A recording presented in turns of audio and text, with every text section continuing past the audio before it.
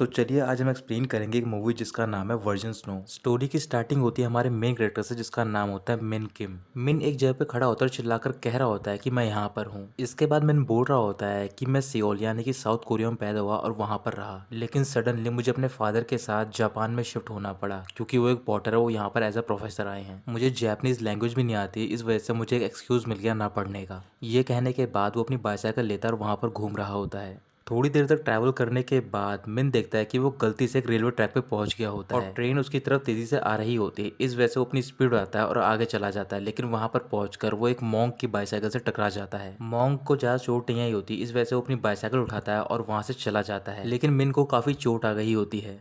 किसी तरीके से मिन उठता है, फिर वो पास ही में एक श्राइन होती है वहां पर चला जाता है। उस श्राइन में अंदर जाने के बाद वहां पर वो अपने कपड़े साफ कर रहा होता है पानी से। इसके बाद वो अपना कैमरा निकालता है और वहाँ की कुछ फोटोज ले रहा होता है। अचानक से वो दूसरी साइड मुड़ता है और वो देखता है कि वहाँ से एक लड़की गुजर रही होती है। थोड़ी तेज हवा की वजह से जो उस लड़की के हाथ में सामान होता है वो नीचे गिर जाता है और उसी टाइम पे मिन उसकी फोटो ले लेता है।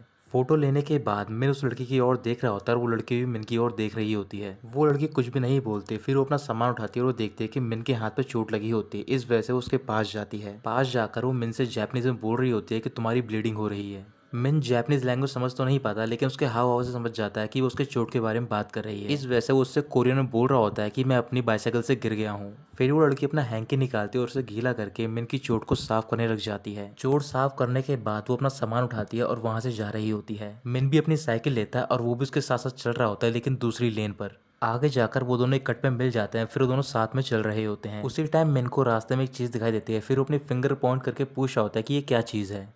वो लड़की कह रही होती है कि ये ओमिकुजी है। मिन को कुछ भी समझ नहीं आता, फिर वो लड़की इंग्लिश में बोल रही होती है फॉर्च्यून टेलर। मिन समझ जाता है और बोल रहा होता है कि इससे हम अपना फॉर्च्यून पता लगा सकते हैं ना।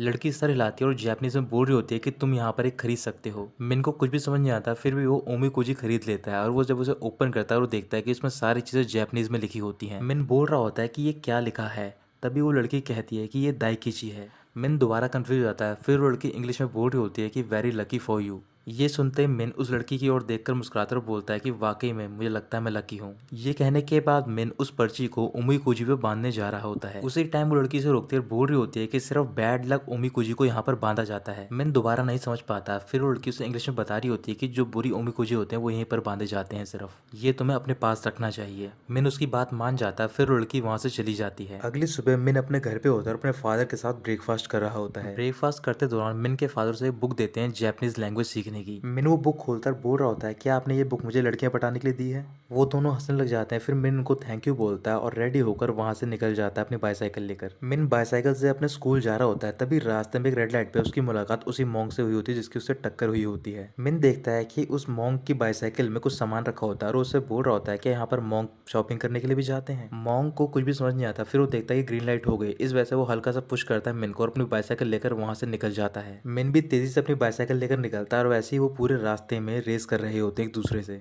आखिर में एक कट आता है जहाँ पर मिन आगे निकल जाता है क्योंकि वहां पर उसके स्कूल का रास्ता होता है और मॉन्क सीधा ही चला जाता है। स्कूल पहुंचने के बाद मिन अपनी क्लासरूम में जाता है, वहां पर उसकी टीचर सबसे इंट्रोड्यूस करवा के बोल रही होती है कि इसका नाम है किम मिन। ये यहाँ पर अपने फादर के साथ आया है जापान में रहने के लिए। इसे जापानीज नहीं आती, तो फिर मैं यही आशा करूंगी कि आप सारे लोग उसकी हेल्प करो। सारे स्टूडेंट हाँ कहते हैं। फिर टीचर मिन के लिए सीट ढूंढ रही होती है, तभी एक लड़की अपना हाथ खड़ा करती है क्योंकि उसके पास वाली सीट खाली होती है। इस वजह से टीचर मिन को वहां पर भेज देती है बैठने के लिए। जैसे मिन सीट पर बैठता है तभी वो लड़की उसे कोरियन में ग्रीट करती है। ये देखकर मिन चौंक जाता है और उससे बोल रहा होता है क्या तुम कोरियन बोल सकती हो। अचानक से वो लड़की अपने शर्ट के बटन खोलने लग जाती है और सारे लड़के उसकी ओर देख रहे होते हैं। बटन खुलने के बाद वो सारे देखते हैं कि उसने एक टी शर्ट पहनी होती है, उस पर लिखा होता है क्वालिटी गारंटेड, और ये देखकर मिन हंसने लग जाता है। फिर वो लड़की अपना नाम इंग्लिश में बता रही होती है मिन को, उसका लड़की का नाम होता है आसा कायोरी। नाम जानते मिन समझ जाता है कि वो लड़की जापानीज है और उसे कोरियन नहीं आती है। फिर उसके बाद क्लास आगे बढ़ती है। स्कूल खत्म होने के बाद मिन अपनी बाइसाइकिल निकाल रहा होता है एक पार्किंग से। उसी टाइम वहां पर 3 लड़के आते हैं, तो फिर उनमें से एक लड़का बोल रहा होता है कि ये यहाँ पर क्या कर रहा है। उस लड़के के साथ ही जापानीज में पूछ रहे होते हैं कि तुम यहाँ पर क्या कर रहे हो। मिन कुछ भी नहीं समझता और अपनी बाइसाइकिल लेकर जा रहा होता है, तभी वो लड़के भाग कर आगे जाते हैं, उसे रोक लेते हैं और बोल रहे होते हैं क्या तुम यहाँ पर बाइसाइकिल चुरा रहे हो।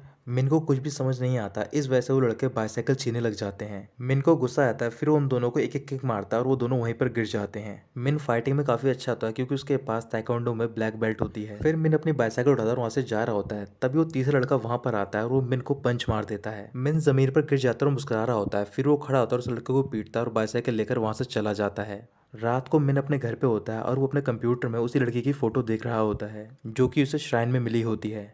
और साथ ही में अपने कोरिया के फ्रेंड से बात भी कर रहा होता है जो कि एक ड्रमर होता है। अगली सुबह मिन रेडी होकर अपने स्कूल के लिए निकल जाता है और दोबारा रास्ते में उसकी मुलाकात मोंग से होती है और फिर दोबारा वो दोनों रेस करते हैं। थोड़ी देर में मिन अपने क्लासरूम पहुंच जाता है और वो देखता है कि वहाँ पर कोई भी बच्चे नहीं बैठे होते। तभी वहाँ पर कावेरी आती है और उससे बोल रही होती है कि तुम इतना लेट क्यों हो गए हो मिन, आज की पहली क्लास हमारी जिम की है। फिर वो उसे जिम का सूट पहनने के लिए कहती है। मिन अपना जिम का सूट पहनता है और वो कावेरी के साथ जिम क्लास के लिए चला जाता है। वहाँ पर जितने भी स्टूडेंट होते हैं ज्यादातर लोग केंडो की प्रैक्टिस कर रहे होते हैं, थोड़े बहुत कुछ स्पोर्ट्स खेल रहे होते हैं। वहीं पर वो लड़का भी बैठा होता है जिसको आखिर में मिन ने पीटा होता है। मिन उस लड़के को देख लेता है और वो लड़का भी मिन को देख लेता है। उस लड़के ने केंडो के क्लोथ पहन रखे होते हैं। फिर वो लड़का अपने टीचर के पास जाता है, उससे बोल रहा होता है कि जो ये लड़का यहाँ पर आया है ये कोरिया में फेंसिंग चैंपियन था, मैं इसके साथ एक मैच करना चाहूंगा। तभी वो टीचर मिन को बुलाता है और उससे बोल रहे होते हैं, मैंने सुना है कि तुम कोरिया में फेंसिंग चैंपियन थे, क्यों ना तुम ये चांस लो और हमें दिखाओ कि तुम क्या कर सकते हो। सारे स्टूडेंट क्लैपिंग करने लग जाते हैं लेकिन मिन को कुछ भी समझ नहीं आता। कुछ देर तक सोचने के बाद मिन बोलता है शायद ये वेलकमिंग सेरेमनी है। फिर वो मुस्कुराते हुए वहाँ पर बैठ जाता है और उसे केंडो को ड्रेस पहनाया जाता है और साथ ही में एक वुडन स्वॉर्ड दे दी जाती है और उसके सामने लड़का बैठा होता है। फिर वो दोनों मैच के लिए खड़े होते हैं और मिन को लग रहा होता है कि वो उसे ग्रीट करेगा। वहाँ पर लड़की मौजूद होती है जो कि मिन को श्राइन में मिली होती है। मिन जैसे उस लड़की को देखता है वो सरप्राइज हो जाता है और उसी टाइम टीचर मैच स्टार्ट कर देते हैं। वो लड़का मिन पे अटैक कर देता है। मिन को भी गुस्सा आता है, वो भी अटैक करने लग जाता है लेकिन उसका एक भी अटैक कामयाब नहीं होता है। आखिर में परेशान होकर मिन कुछ सेकंड का वेट लेता है, फिर वो उस लड़के पर अटैक करने जा रहा होता है लेकिन वो भी कामयाब नहीं होता और मिन वहीं पर बेहोश हो जाता है। सारे स्टूडेंट वहां पर मिन के पास जाते हैं और सारे घेरा लगा लेते हैं। उनमें से कुछ स्टूडेंट मिन को स्कूल की इन्फर्मरी में ले जाते हैं।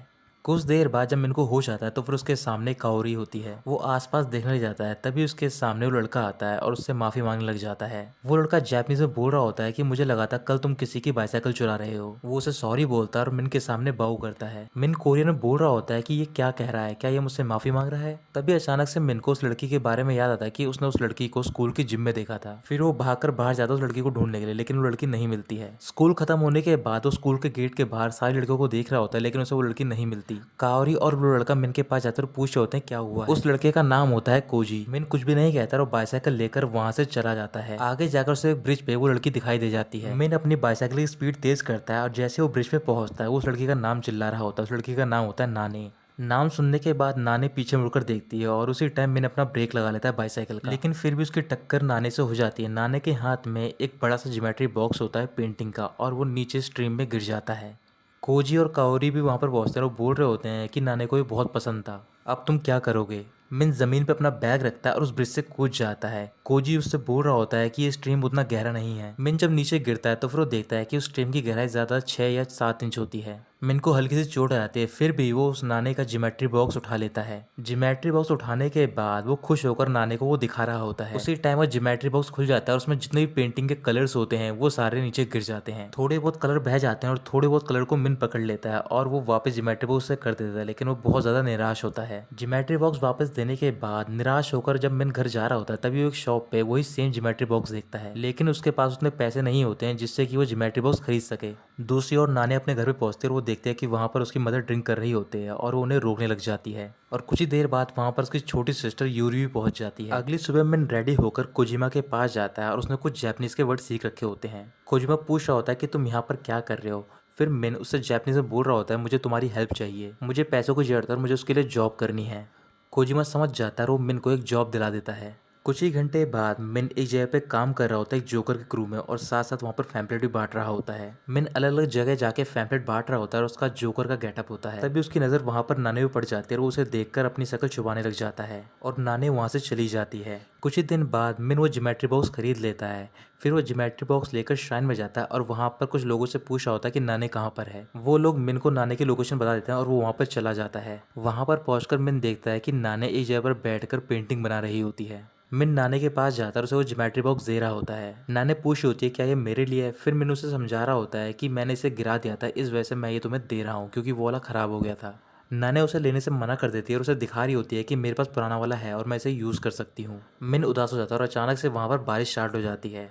नाने अपना सारा सामान पैक कर रही होती है और मिन भी उसकी हेल्प करवाता है। फिर वो दोनों जाकर एक जगह पर बैठ जाते हैं। बैठने के बाद नाने मिन की ओर देख रही होती है और उससे जापानीज में बोल रही होती है, क्या वो शो तुमने मेरे लिए करा था ताकि तुम ये ज्योमेट्री बॉक्स खरीद सको। मिन नहीं समझ पाता। फिर नाने उसे इंग्लिश में समझाती है। मिन काफी ज्यादा एम्बेरस हो जाता है और नाने उसकी ओर देखकर मुस्कुराने लग जाती है। ऐसे ही काफी देर तक तेजी से बारिश हो रही होती है। तभी नानी खड़ी होती है और बारिश के पास चली जाती है। मिन भी उसके पास जाकर खड़ा हो जाता है। तभी नानी अपना हाथ बाहर करती है और बारिश में हाथ भिगोने लग जाती है।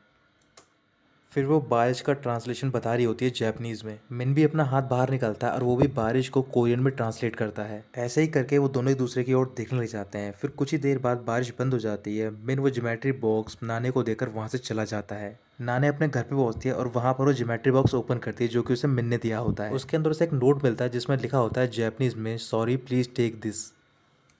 अगले दिन स्कूल खत्म होने के बाद नाने मिन का वेट कर रही होती है स्कूल के बाहर।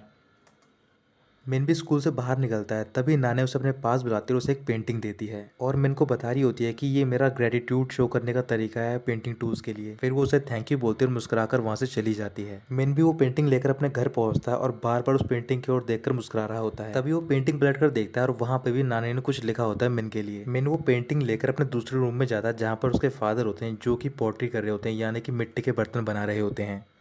मिन को देखते उसके फादर पूछ रहे होते हैं, क्या तुम्हें पोट्री सीखनी है। मिन मना करता है और कह रहा होता है कि मैं इस पूप को टच नहीं करना चाहता हूँ। इसके बाद वो अपने फादर को वो पेंटिंग दिखाकर पूछ रहा होता है कि यहाँ पर क्या लिखा है, क्या इसमें ऐसा लिखा है कि वो मुझे पसंद करती है। मिन के फादर कह रहे होते हैं कि तुम्हारे जैसे लड़के को कौन सी लड़की पसंद करेगी, इसमें ऐसा लिखा है कि तुम्हें अपने बाल कटवा लेने चाहिए।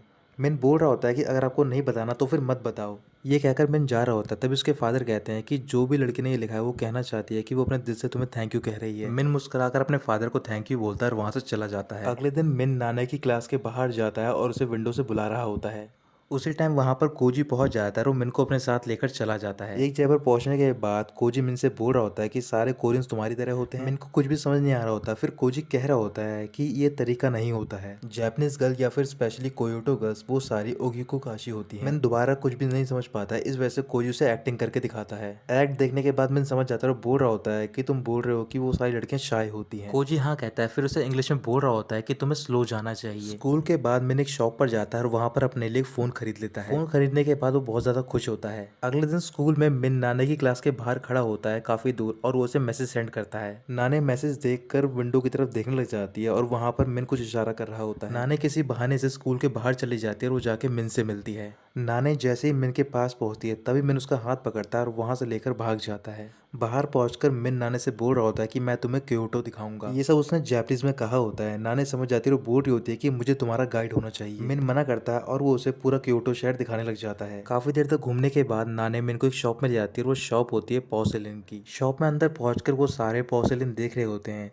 तभी मिन नाने से बोल रहा होता है कि मेरे फादर पोट्री करते हैं। नाने काफी खुश होती है। फिर वो एक पोर्सेलिन देख रही होती है और मिन से कह रही होती है कि ये कियोमिज याकी है। मिन पूछ रहा होता है कि ये क्या होता है। फिर नाने उसे बता रही होती है कि जो कियोमिज़ु का पोर्सेलिन होता है वो पॉटर और उसका पेंटर दोनों डिफरेंट होते हैं। पॉटर सिर्फ पोर्सेलिन बनाता है और जो पेंटर होता है वो उस पर पेंट करता है। मिन ये बात समझ जाता है। फिर वो नाने को बता रहा होता है कि कुछ दिन बाद मैं एक पोर्सेलिन बनाऊंगा और तुम उस पर पेंट करना। नाने उसकी बात मान जाते हैं। फिर वो दोनों प्रॉमिस भी करते हैं। इसके बाद वो घर लौट जाते हैं। जब मिन अपने घर पे पहुंचता है तो फिर वो अपने फादर के पास जाकर बोल रहा होता है कि मुझे पोर्सेलिन बनाना सिखा दो। मिन के फादर बोल रहे होते हैं कि तुमने तो मना किया था कि तुम उसे टच भी नहीं करोगे। मिन बहुत ज्यादा रिक्वेस्ट करने जाता है और उसके फादर मान जाते हैं। मिन के फादर उसे अपने साथ एक रूम में लेकर जाते हैं और वहां पर उसे क्ले देकर बोल रहे होते हैं कि तुम्हें सबसे पहले इसे अच्छी तरीके से गूंदना होगा। मिन कह रहा होता है कि मैं ये बात जानता हूँ लेकिन आपको मुझे पोर्सेलिन बनाना सिखाना होगा पहले। मिन के फादर कह रहे होते हैं कि मैं तुम्हें वही सिखा रहा हूँ लेकिन सबसे बेसिक स्टेप है इसका पहले तुम्हें गूंदना होगा इसे ढंग से। अगर तुमने सही तरीके से इस मड को प्रेस नहीं किया तो फिर इसके अंदर एयर रहेगी और इस वजह से जो तुम्हारा पोर्सेलिन होगा उसमें दरारें आ जाएंगी। मिन उनकी बात मान जाता है और वो मड को पुश करने लग जाता है। दूसरी ओर नाने अपने घर पे एक कोरियन लैंग्वेज की बुक पढ़ रही होती है और वो कोरियन में ग्रीट करना सीख रही होती है। अगले कुछ दिनों तक नाने कुछ पेंटिंग बनाने लग जाती है और जो मिन होता है वो अपने घर पे पोर्सलिन बनाना सीख रहा होता है। ऐसे धीरे धीरे करके और भी दिन बीतते हैं। वो दोनों साथ में घूमने लग जाते हैं और आखिर में वो दोनों डेट करने लग जाते हैं। फिर वो दोनों एक दिन डेट पर जाते हैं और एक जगह पर खड़े होते हैं। तभी नाने बोल रही होती है कि सुयु खत्म हो गया है। मिन पूछ रहा होता है कि ये क्या होता है। नाने उसे बता रही होती है कि ये एक रेनी सीजन है जो कि अब खत्म हो गया है। इसके बाद मिन नाने को बता रहा होता है कि कोरियन में रेन को कहते हैं जांगमा।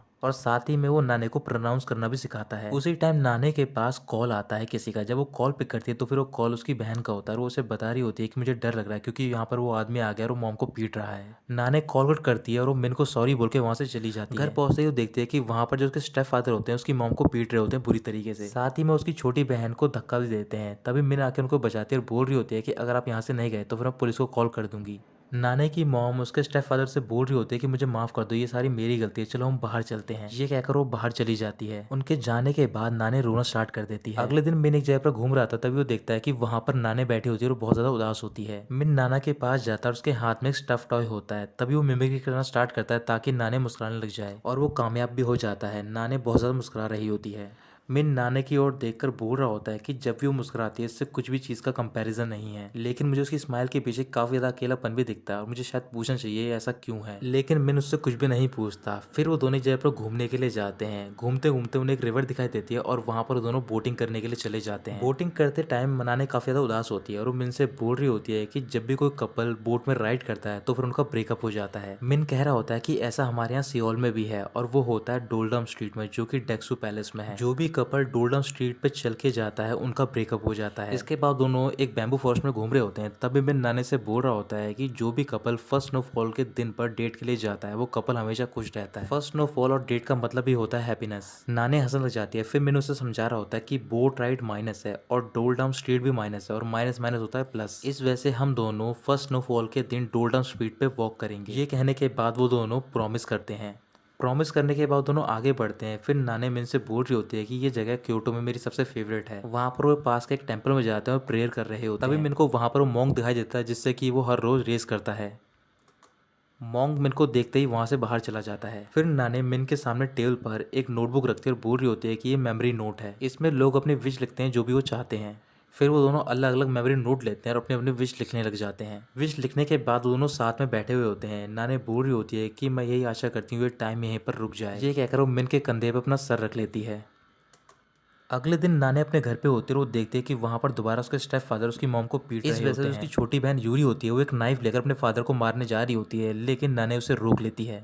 दूसरी ओर मिन अपने घर पे पोर्सलिन बनाने की कोशिश कर रहा होता है, लेकिन वो नहीं बना पा रहा होता। इस वजह से गुस्से में आकर वो कुछ पोर्सलिन तोड़ देता है। तब उसके फादर वहाँ पर आते हैं और बोल रहे होते हैं कि ये तुम इतनी आसानी से नहीं सीख पाओगे, तुम्हें इसमें टाइम देना होगा। अगले दिन नाने अपने घर पे होती है, वहाँ पर एक लेटर लिख रही होती है और साथ ही में एक गुड लक चार्म का पाउच बना रही होती है जिसे कहा जाता है ओमामोरी। वो सब बनाने के बाद वो मिन को कॉल करती है, लेकिन मिन कॉल पिक नहीं करता क्योंकि वो पोर्सलिन बना रहा होता है।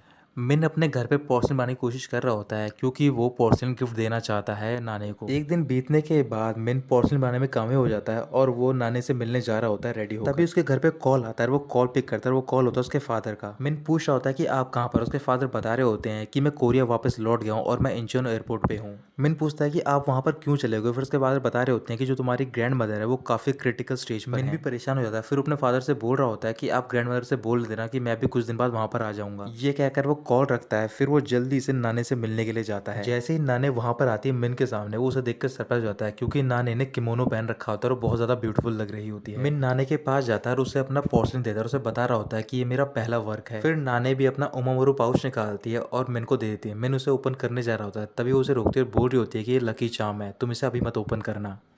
इसके बाद वो दोनों एक फेस्टिवल में जाता है और वहाँ पर बहुत ज़्यादा भीड़ होती है। ऐसे ही चलते चलते रास्ते में मिन का नाने से हाथ छूट जाता है और नाने थोड़ा सा पीछे रह जाती है। मिन आगे पहुंच जाता है और वो नाने को पुकार रहा होता है। तभी वो देखता है कि नाने पीछे भीड़ में खड़ी होती है। नाने की आंखों में आंसू होते हैं और वो मिन से चिल्लाकर बोल रही होती है कि तुमने मुझे करेज दिया है, जब भी मैं तुम्हारे साथ रहती हूँ मैं हमेशा खुश रहती हूँ, मैं हमेशा तुम्हारे साथ रहना चाहती हूँ। मिन को कुछ भी समझ नहीं आ रहा होता। नाने कह रही होती है कि मैं तुम्हारा वो प्रॉमिस रखना चाहती हूँ, मैं तुम्हारे पोर्सलिन पे पेंट करूंगी और साथ ही में हम दोनों डोलडाउन स्ट्रीट पे वॉक करेंगे, लेकिन शायद ऐसा नहीं हो सकता, गुड बाय। तभी मिन किसी तरीके से नाने के पास पहुंच जाता है और वो उसे किस कर लेता है। फिर दोनों वापस अपने अपने घर लौट जाते हैं और जो मिन होता है वो वापस कोरिया लौट जाता है, वो ओमामोरू लेकर। कोरिया पहुंचने के बाद मिन सबसे पहले अपनी ग्रैंड मदर से मिलने के लिए जाता है और वो देखता है कि उनकी हालत पहले से काफी ज्यादा अच्छी हो गई होती है। ग्रैंड मदर मिन को देखकर बहुत ज्यादा खुश होती है। तभी वो देखती है कि मिन की पॉकेट में कुछ रखा होता है। उससे पूछ होती है क्या तुम ये मेरे लिए लाए हो जापान से। मिन उन्हें निराश नहीं करना चाहता, इस वजह से वो हाँ कहकर बोल रहा होता है कि ये लकी चार्म है और मैं आपके लिए लाया हूँ। ये कहकर वो ग्रैंड मदर को दे देता है। थोड़ी देर तक वो उनसे बात करता है। फिर वो अपने फ्रेंड से मिलने के लिए जाता है जो कि एक ड्रमर होता है। ऐसे ही वो दोनों साथ में घूमते हैं। इसके बाद मिन नाने को कॉल कर रहा होता है लेकिन उसका नंबर नॉट इन सर्विस बता रहा होता है। ऐसे ही काफी दिन बीत जाते हैं और मिन वापस लौट जाता है जापान अपनी स्टडी पूरी करने। वहां पर पहुंचकर उसे पता चलता है कि नाने वहां पर नहीं होती है। फिर उसके फ्रेंड से पूछ रहा होता है, उसके फ्रेंड को भी इसके बारे में कुछ नहीं पता होता। नाने ने अपना घर भेज दिया होता है और वो वहां से कहीं और शिफ्ट हो गए होते हैं। मिन श्राइन पर जाता है चेक करने के लिए कि वहां पर नाने हैं या फिर नहीं, लेकिन नाने उसे वहां पर भी नहीं मिलती। जब वो श्राइन से वापस जा रहा होता है तभी वो वहां पर गिर जाता है अपनी बाइसाइकिल से और दोबारा से चोट लग जाती है। फिर उसे याद आ जाता है कि वो ऐसे ही पहली बार नाने से मिला होता है। फिर वो भी अपनी बाइसाइकिल उठाता है और वहां से चला जाता है। अब करीबन 2 साल बीत गए होते हैं। काओरी एक जगह पर घूम रही होती है, तभी उसकी नजर एक लड़की पड़ती है और वो लड़की होती है नाने। नाने वहां पर पेंटिंग बना रही होती है। काओरी भागकर उसके पास जाती है, उससे पूछ रही होती है कि तुम अचानक से कैसे गायब हो गई थी, क्या तुम्हें पता है कि सारे लोग तुम्हारे बारे में कितनी चिंता कर रहे थे। फिर नाने काओरी को अपने साथ लेकर जाती है, उससे बता रही होती है कि जो मेरे पेरेंट्स थे वो एक दूसरे से बहुत ज्यादा प्यार करते थे, लेकिन मेरे फादर की मौत के बाद मेरी मॉम डिप्रेशन में चलेगी और उन्होंने ड्रिंकिंग करना स्टार्ट कर दिया। और उसी टाइम उनकी मुलाकात मेरे स्टेप फादर से हुई और उन्होंने उससे शादी कर ली। लेकिन मेरे स्टेप फादर मेरी मॉम को पीटा करते थे और साथ ही में मुझे और मेरी छोटी बहन को थ्रेटन भी करते थे। मुझे ऐसा लगा कि अगर हम सारे एक साथ रहेंगे तो फिर हम में से कोई ना कोई मारा जाएगा। इसी वजह से मैंने अपने फादर के खिलाफ कंप्लेंट कर दिया और वहां से शिफ्ट हो गया। मेरे फादर जेल में हैं। काओरी नाने से पूछ रही होती है क्या तुमने मिन के बारे में पता किया। नाने मना कर देती है। काओरी नाने को बता रही होती है कि सेकंड सेमेस्टर के बाद मिन ने ड्रॉप आउट कर दिया था और वो यहाँ से चला गया था। उसने बोला कि मेरा यहाँ पर कोई रीजन नहीं है रुकने का। नाने कुछ भी नहीं बोलती है और वहां से चली जाती है। दूसरी ओर कोरिया में मिन अपने फादर के साथ काम कर रहा होता है। उसने बहुत सारे पोर्सलिन बनाए होते हैं। उसके फादर पूछ होते हैं कि तुम इनमें पेंट कब करोगे। मिन कुछ भी नहीं बोलता और अपने रूम में चला जाता है। अगली सुबह मिन के पास के फ्रेंड का कॉल आता है तो फिर मिन उससे बोल रहा होता है मुझे पता है कि तुम्हारा शो है, इस वजह से तुमने कॉल किया है, बस तुम ये बताओ कि वो कहाँ पर है। मिन का फ्रेंड बता रहा होता है कि मेरा शो सिटी गैलरी डेक्सू पैलेस के सामने है। मिन कॉल कट करता है और वो रेडी होने लग जाता है। उसी डेक्सू पैलेस के अंदर कुछ पेंटिंग्स लगाई होती है और उस पेंटर का इंटरव्यू लिया जा रहा होता है जिसकी ये सारी पेंटिंग्स होती है। और वो पेंटर और कोई नहीं बल्कि नाने होती है।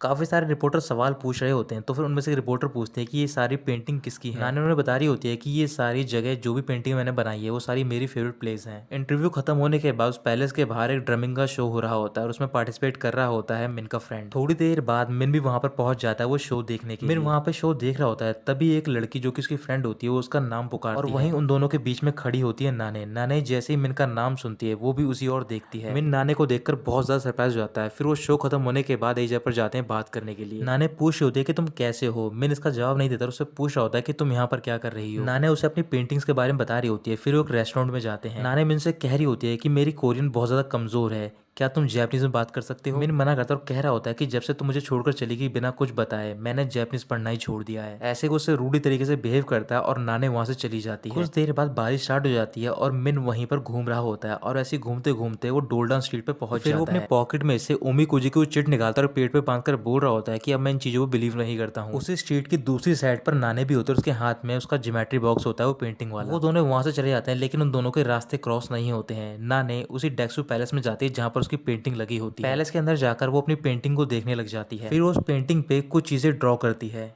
और वो होता है मिन का पोर्ट्रेट। इधर दूसरी ओर मिन अपने घर पे पहुंच जाता है और वो सारे पोर्सलिन तोड़ रहा होता है और साथ ही में वो नाने की उस पेंटिंग को भी फाड़ देता है। उसे फाड़ने के बाद वो अपने रूम में चला जाता है। अगली सुबह जब वो उठता है तो फिर वो देखता है कि उसकी टेबल पर वही पेंटिंग रखी होती है और उसे किसी ने पेस्ट कर दिया होता है। पेंटिंग लेकर वो अपने फादर के पास जाता है और वो देखता है कि वहां पर सारे पोर्शन दोबारा बने होते हैं। उनसे पूछ रहा होता है क्या ये सब आपने किया है। तभी ग्रैंड मदर पहुंचती है और बोल रही होती है कि मैंने इसे पेस्ट किया है और साथ ही में वो उसे पाउच देती है और बोल रही होती है कि ये तुम्हारा है।